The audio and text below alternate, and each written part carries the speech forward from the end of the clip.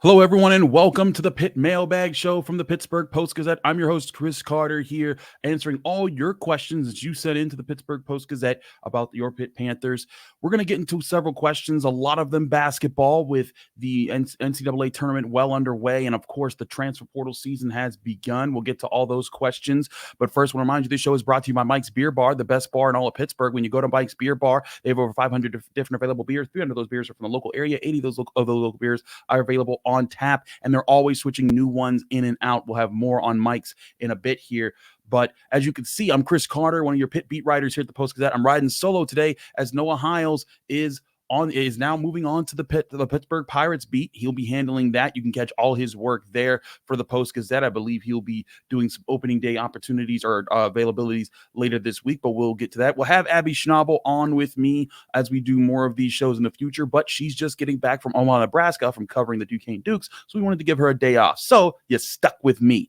But let's get to some of your questions here on the Pitt Mailbag Show that you can always send to me at ccarter at post-gazette.com, or just hitting me up on Twitter at Carter Critiques. But here we go with questions here. We had a few questions today. A lot of them were transfer portal centric, including this question that comes from Roland. And we know about two Panthers who are in the transfer portal right now, and that's Federiko Federiko and Will Jeffress, both in the front court. And Roland asked, what does their being in the transfer portal tell you about Pitt's plans for the transfer portal itself? That's a good question, Roland, because both of these guys were guys that they were hopeful to see grow over the past couple years. Federiko came last year and had a decent season for a first-year transfer portal guy. You know, the biggest thing was he had to improve offensively at the rim. If he could do that, things would be better, but that never happened, and you kind of saw that problem occur a lot this past season. Good defensive player, helps with his length, his athleticism. He's able to help with those aspects, but not being able to finish at the rim, not being able to solidly catch passes and keep the flow of the offense going,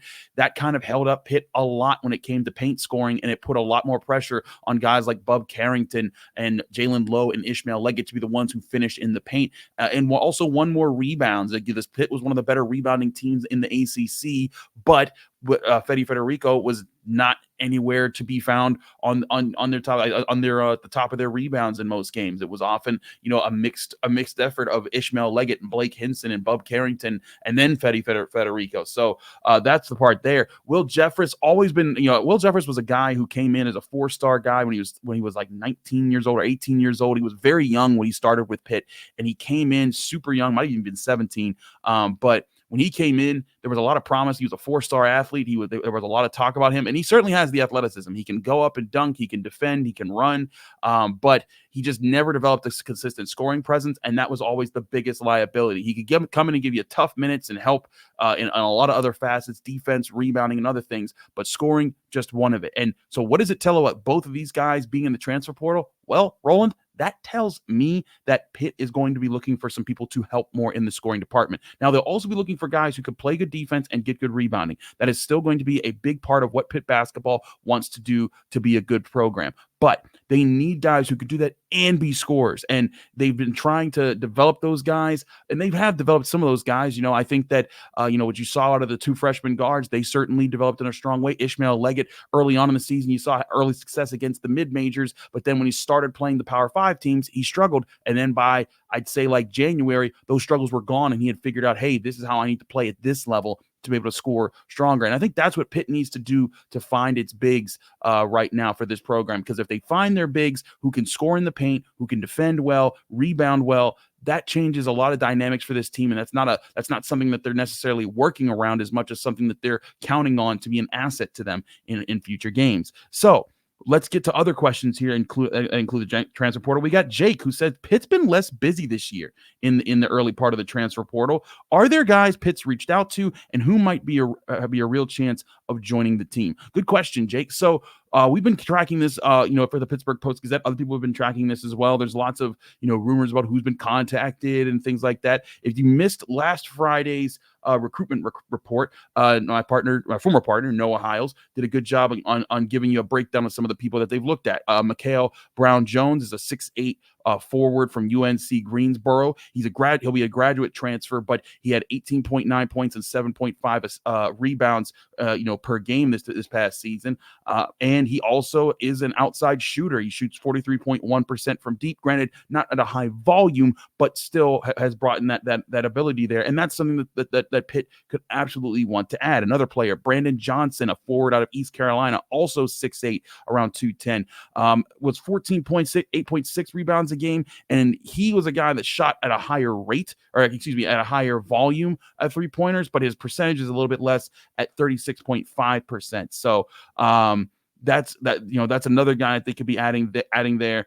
And I think that's the big thing here is that you look at those two guys. What are their comparisons to? Obviously, there's a little bit more Blake Hinson in those guys. But 6'8" is still big, slightly bigger than Blake. But the 3-point presence, the ability to score and rebound, that's something that they're definitely going to be trying to replace in the transfer portal. But that's not necessarily Federiko and Will Jeffress. Let's look at other guys. Chris Manon of Cornell, a guard, 6'5", 210. This is more of a transfer portal guy who I think is a veteran guy that if one of their guards go away, they could bring them in. But with Brandon Cummings coming in, Nelly Cummings' younger brother, along with Ishmael Leggett and Bub Carrington and Jaland Lowe, if they were to keep all of them, I'm not so sure that this would be one of their guys that they would bring in. But who knows? Maybe it would be there. They also had a walk-on Liam Mignonia of Hampton in the WPIAL, but he's a high school guy. Other guys that they've reached out to. There's also Terrace Reed, a Michigan center who went to the transfer portal last week. He's been receiving different guys, and he's a former 4-star guy, but he's more of a guy that would fit more of the role of what Federiko is supposed to bring in. In the season before last, he averaged about 9 points, 7.2 rebounds per game, and he was decent at 51.9% from the field. That's a guy who that I think more fits the role of what they wanted Federiko to be, is just finish at the rim, just get us a good chance of getting buckets when one of our guards drives to the paint, they draw the attention and you're wide open, and if they pass it to you, you're going to be able to throw it down.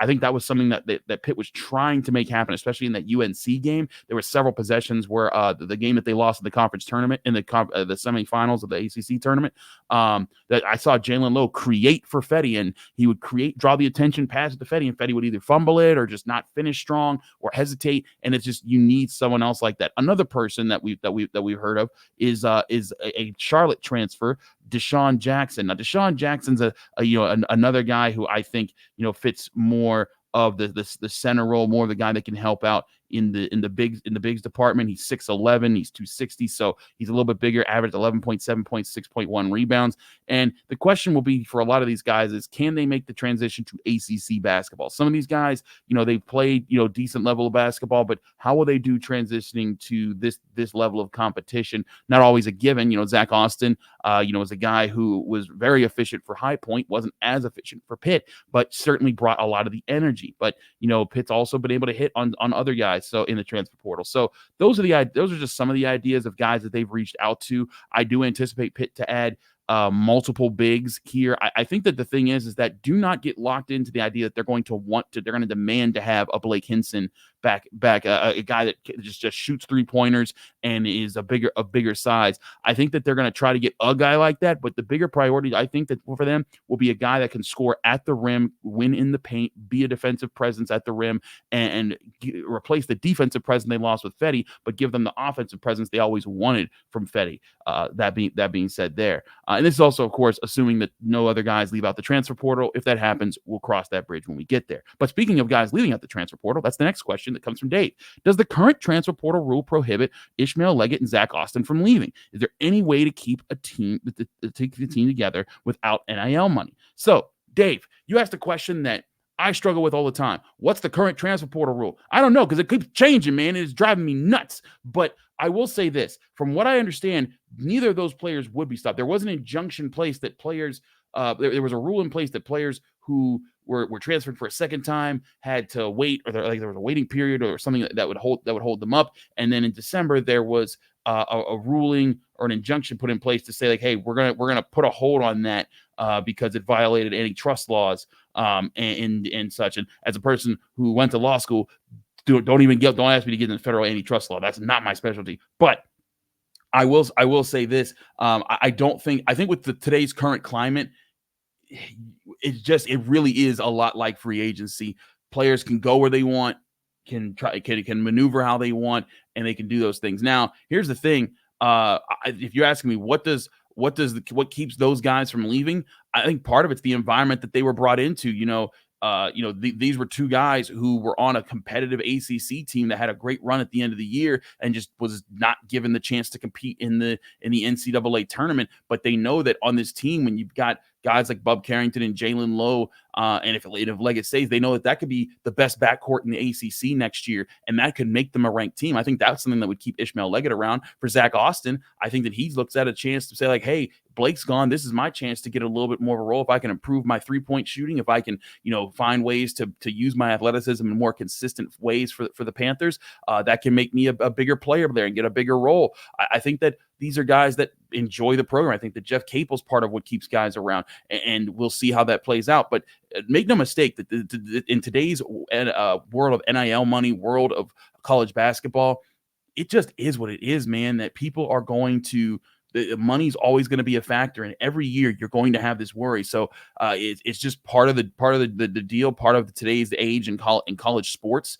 You need to retain guys. Pitt football needed to make sure that they retained guys last year, and some guys, they don't want to handle that. That's why you see a lot of coaches heading to the NFL in the football world, because it's just a lot to have to do to not only recruit for your future, but recruit to keep the guys that you have on your list already from going to the transfer portal. But does the rule prevent them? No. But what might prevent them? The culture and the success that Pitt's had, that these guys might want to stick with and stay in the ACC.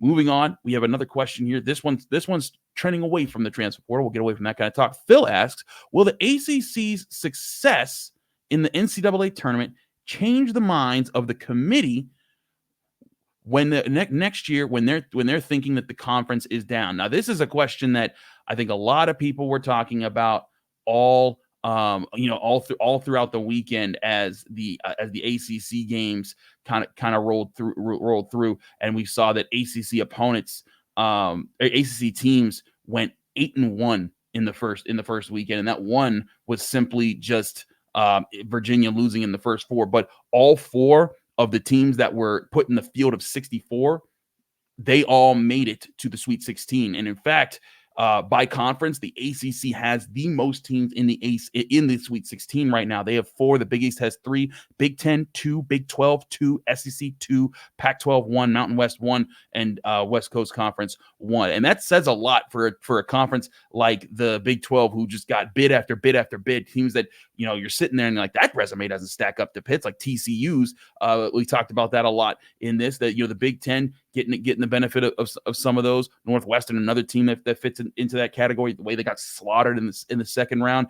But to answer your question, Phil, no, I don't think it is going to change their minds, because I don't think that it's objectivity that's making it think that right now, because this isn't the first time this happened. This happened last year when the ACC looked really good in the tournament then. It's happened for years. The ACC, if you go back the past 8 seasons or so, 10 seasons, so like they're one of the best, if not the best conferences at performing in the tournament, even when you limit their access to it. And the crazy thing is, if you put Pitt in instead of Virginia, there might be 5 teams from the ACC in the Sweet 16 right now, because everyone agreed that covered the ACC. Why would you put Virginia in over Pitt? Pitt was a much better team. So listen, Phil, I hear your frustration in asking this question, but I just think that what's happening is you're seeing the ACC. It's just going to be perceived a down conference. And for the time to come, I think the only way to disprove it is that the top ACC teams, they need to win their non-conference games. They got to go out, they got to beat them. They can't afford, like Pitt, they don't lose to Missouri. Maybe they're in this year. And I know that's not me saying that, oh yeah, shame on Pitt for not beating Missouri, even though shame on Pitt for not beating Missouri. But that I'm not saying that should be what have kept them out. But I'm telling you that these ACC teams, they are in the position to not give anyone excuses to exclude to say their resume isn't good enough. So what ACC teams are going to have to do, they're going to have to make sure that their resumes are squeaky clean in non-conference, and then when they start dusting each other up in conference, it's going to be what it's going to be. But the teams that rise to the top, if they had a good non-conference performance, then that's going to not hinder them and allow them to say, hey, we deserve to get more of these teams in there. But will that change? I just don't think so, because we've been saying this for a while now, and it still hasn't happened. The ACC get respected. And again, the records of teams through the first two rounds, the ACC is 8-1, the Pac-12 is 6-3, the Big Ten is 6-4, the Big 12 is 7-6. That's just not a good place to be. And in fact, I think that was also right before everything was. Oh no, that was right when everything was ending up this past weekend. So all that being said, no, I don't think it's going to change the minds of the committee. But the only thing that's going to change their minds is if the ACC forces them to, by having too many teams with good resumes to keep out. And again, that's going to come with dominating their non-conference. And I know some people are going to say, well, Chris, they were 9-3 against the Big 12 this year before the tournament. What else are they supposed to do? I don't know. Maybe go 12-0. And I'm not saying that's right. I'm saying that's the level of scrutiny I think the ACC is just under. In the same year that you get teams like Pitt being snubbed in the NCAA tournament and the ACC being perceived down in basketball, you also had the first ever in college football history team to be undefeated, to be conference champions in a major conference, and then not be given a chance to compete for the college football playoffs in Florida State this past year. So, like it or not, I just think that's the state the ACC is in, and I think it's also a sign of politically where the ACC is as far as their strength and influence in college sports. Our last question goes to Rich, and this is a draft question, a dual draft question. Rich asks, which Bub is more likely to get drafted to the pros this year, Bub Means or Bub Carrington? This is a good question. So everyone who's not paying, who might be thinking like, wait a second, which Bub is which? Bub Means is the receiver for the Pitt football team, led the team this past year, developed into a bigger threat throughout the year. And then Bub Carrington, of course, is the point guard who everyone saw was playing very well for Pitt, the freshman who some have projected to be a lottery pick in the NBA draft. But who is more likely to get drafted this year? Now, I'll say this.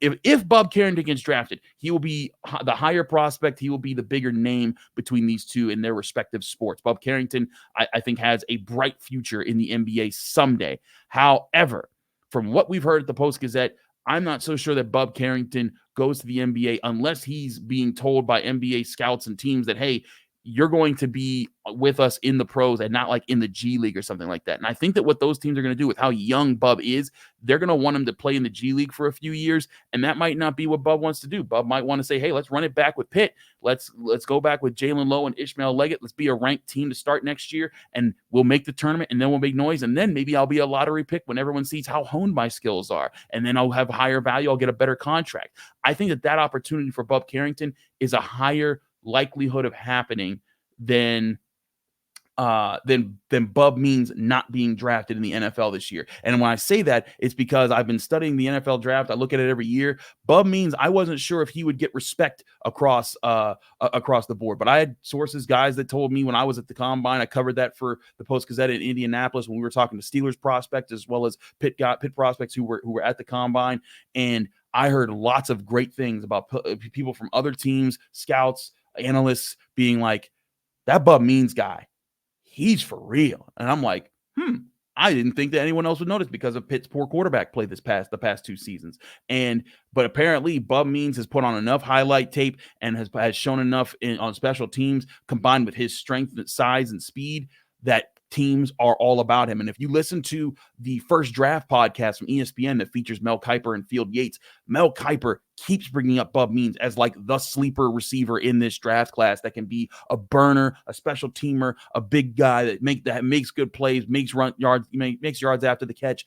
Those are the things that I think could play in the favor of a Bub Means to be drafted. I think that he has a much better likelihood of being drafted than Bub Carrington choosing to go to the NBA and then getting selected, simply because I think that there's a bigger chance that Bub Carrington chooses to come back to Pitt than there is for Bub Means to not get picked by any NFL team in the draft this year. So that being said, to answer your question, it's Bub Means who is more likely to get drafted this year simply because of that practicality. But There's a lot of other things we'll get to cover here for the Pittsburgh Post-Gazette. I'm your host, Chris Carter. Thanks again, everyone, for tuning into the Pittsburgh Post-Gazette's Pitt Mailbag. As always, the show is brought to you by Mike's Beer Bar, the best bar in all of Pittsburgh. When you go to Mike's Beer Bar, they have over 500 different available beers. 300 of those beers are local. 80 of those local beers are available on tap. Mike's Beer Bar is the best bar in Pittsburgh. When you go there, also get steak on a stone. It's a great meal option. You bring your steak brought to you on a heated stone. You cut every piece off. Every time you press a piece into that stone, you choose how well done you want every single bite. They have over 20 televisions to catch whatever sporting events you want, including the Sweet 16, which resumes this weekend in March Madness. Maybe you'll see me there. Go check out Mike's Beer Bar today, and when you get there,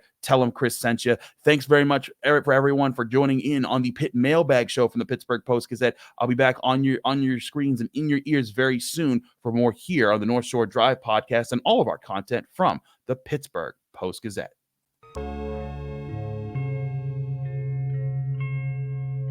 Thank you for checking out this content from Post-Gazette Sports. If you watch this video on YouTube, please like the video and subscribe to our channel. For all of the sports coverage the Post-Gazette has to offer, visit post-gazette.com.